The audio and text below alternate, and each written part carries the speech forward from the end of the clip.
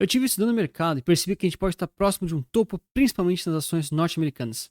Ainda é cedo para dizer, não dá para ter certeza, mas tem alguns sinais muito interessantes que a gente pode perceber aqui nesse vídeo. Apenas como contexto histórico, eu vou trazer aqui alguns dados dos últimos 5 anos para a gente entender a contextualização e depois fazer algumas comparações. Então, nos últimos 5 anos, a gente lá desde 2019 até agora, a gente vem vendo aí que existiram vários movimentos de taxas de juros ao redor do mundo. Vou pegar aqui como base principalmente as taxas de juros dos Estados Unidos, norte-americanas, que são as mais relevantes para todo mundo, tá? Então a gente teve uma movimentação aí de queda, aí teve toda a questão lá do Covid e tal, beleza. Depois ela subiu bastante e ficou estável até que começou a cair recentemente. Ok, beleza. Até aí o pessoal já sabe disso. A gente sabe daquela correlação clássica de que quando as taxas de juros caem, o mercado tende a se valorizar. E quando elas sobem, o mercado financeiro, né, os ativos de risco, tendem a se desvalorizar, né? Porque o pessoal corre para a segurança, corre para o risco, acaba valendo mais a pena investir em renda fixa. Isso a gente sabe, vale para os Estados Unidos e vale também aqui para o Brasil. Não tem segredo, até aí tá tudo certo. Um outro ponto muito relevante é que foi impresso muito dinheiro ao longo dos últimos anos.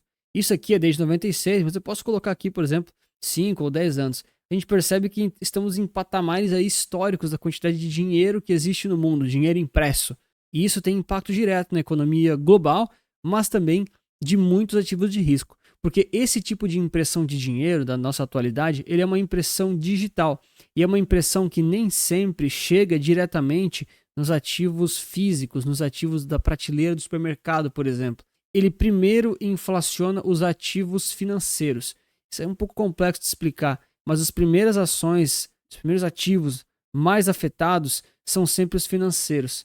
E isso começou lá em 2008 com a crise do subprime, mas aí é história para outro vídeo. O ponto todo é que tem muito dinheiro impresso e muito dinheiro novo rolando pelas economias de todo mundo, fazendo com que os ativos já fossem inflacionados, que eles já tivessem subido de preço. Isso aconteceu ao longo de décadas. Vamos pegar só os últimos 5 anos aqui, beleza? Já comenta aí para mim se você investe de forma global ou se você só olha aqui para o nosso quintal dentro do Brasil e não investe lá fora ainda. Eu vou começar analisando aqui os setores dos últimos 5 anos, principalmente olhando para o mercado americano. Esses setores eles são interessantes só para a gente entender o que movimentou mais o dinheiro na economia americana e, consequentemente, no mundo também, para a gente ver as ações depois que subiram mais, ou então as classes de ativos para a gente fazer uma leitura macro e completa. Então a gente pode ver de cara, assim, disparado, que o setor que mais se valorizou, se você tivesse investido aí $100 5 anos atrás, né, seria o setor de tecnologia. Olha só que interessante. Com praticamente 294, $300. Em 5 anos você praticamente triplicou o seu patrimônio, o seu capital investido. Lembrando que isso aqui está tudo em dólares, tá? Desconsidera a questão do real aqui. E a questão da indústria, da tecnologia, da informação principalmente, ela é super movimentada aí por questões como as 7 magníficas, né? As empresas mais famosas do mundo aí de tecnologia, como Google, Amazon, a própria Apple também e toda a companhia, elas acabam movimentando demais esse setor de tecnologia. Depois veio ainda o crescimento da Nvidia, tem toda a questão da inteligência artificial e tudo isso acabou fazendo com que esse setor ficasse super valorizado. E curiosamente, ao longo desses 5 anos, o pior valorizado, que ainda assim ficou valorizado, foi o real estate, no caso os imóveis, lá nos Estados Unidos falando, tá? Que tiveram aí em torno de 34%, 35% de valorização em 5 anos. Então é como se fosse 7% ao ano. Para a economia americana, isso é pouco. Já deixa o like e se inscreve aí no canal para mais análises como essa. Certo, mas em relação às classes de ativos, aqui começa a ficar muito interessante, porque a gente vai perceber como aqueles setores influenciam as classes de ativos e depois a gente vai ver como talvez a gente está numa situação realmente de exagero, possivelmente. Então, disparado aqui, a melhor classe de ativos, vamos dizer assim, foram as ações americanas. Aqui diz especificamente, né, US Stock Market, o mercado de ações norte-americanos. Ficaram aí com os últimos 5 anos na média aí 16% ao ano. Isso é muito relevante. A gente já vai ver qual que é a expectativa para os próximos 10 anos. Lembrem, na média foi aqui 16% ao ano. Uma outra classe que surpreendeu muita gente, mas agora fica fácil, né? Porque engenheiro de obra pronta a gente consegue ver os profetas do passado, né? Consegue ver o que já aconteceu, mas foi a questão do ouro. O ouro, ele foi um ativo que acabou se valorizando bastante aí nesses últimos 5 anos, muito impulsionado por causa daquela impressão massiva de dinheiro. E o ouro, geralmente, ele não vai se valorizar tanto assim quando o mercado está em alta, bombando. Mas a gente está tendo aqui situações um pouco diferentes. A gente tem esse ano uma coisa muito rara acontecendo, né? Uma correlação histórica foi perdida, que é a questão tanto do ouro quanto das ações norte-americanas subindo muito. Isso é um tanto quanto estranho, mas é o mercado, ele é soberano. Como destaques negativos, a gente tem principalmente aqui as questões de ativos relacionados à renda fixa, tanto longas, quanto curtas, quanto globais. Todos esses ativos, eles acabaram sofrendo um pouquinho nos últimos anos, muito por causa daquela movimentação que a gente já viu das taxas de juros serem valorizadas, subirem, fazendo com que mesmo que as taxas estão subindo, esses ativos geralmente são pré-fixados, eles sofrem quando a taxa sobe e acaba sendo problemático para eles. E aí acabaram perfumando um pouco mal. Aqui vale um comentário bem importante. Para nós brasileiros, investir em renda variável aqui do Brasil, as ações do país, ainda é meio que um tabu, né? Tem pouca gente que entende de verdade, tem poucos investidores na bolsa, não tem problema no nosso cenário. Mas lá nos Estados Unidos é muito comum as pessoas investirem na bolsa, é muito normal, é muito mais disseminada a informação. Justamente porque a renda fixa lá, ela rende acima da inflação, mas ela dá um ganho muito pequeno, um ganho real muito ínfimo em relação ao que os americanos estão acostumados. Então, culturalmente lá, é muito mais normal as pessoas investirem em renda variável do que aqui no Brasil. E lá, realmente, a renda fixa ela não é tão presente assim no portfólio, principalmente das pessoas físicas.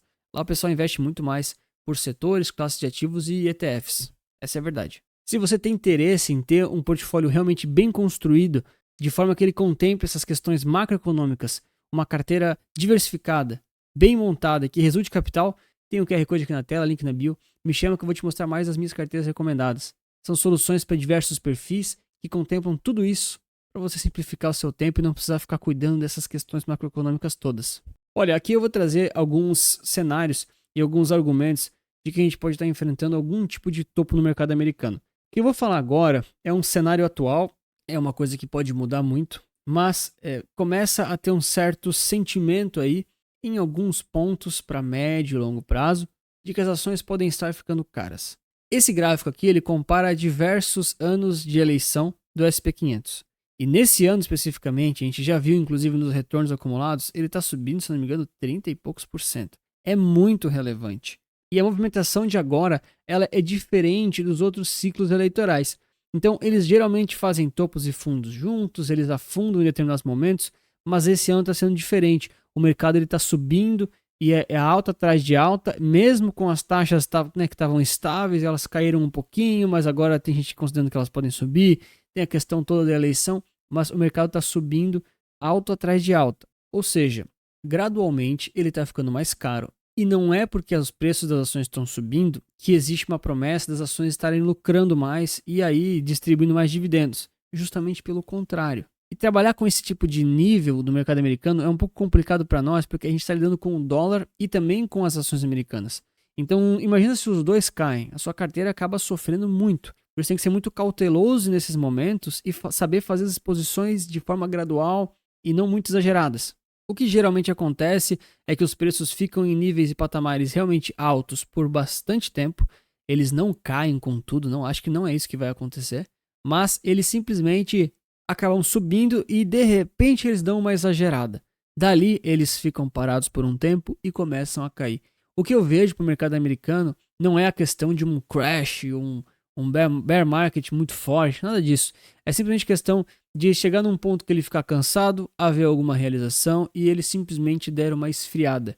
Isso inclusive é uma coisa que hoje é o cenário, isso pode mudar, mas que para os próximos aí, para o próximo presidente que for eleito lá nos Estados Unidos, vai ter que ter muito cuidado por conta da economia, porque já começaram a surgir manchetes como essa que assustam um pouco os investidores. Por exemplo, o valuation do S&P 500 está sugerindo que ele vai crescer em média de 1 a 2% por ano na próxima década. Isso é muito sério, porque pensa, a gente estava tendo um retorno nos últimos 5 anos de 16% ao ano. Agora vai ser 2 ou 1 ao ano. é muito pouco, muita gente vai querer vender.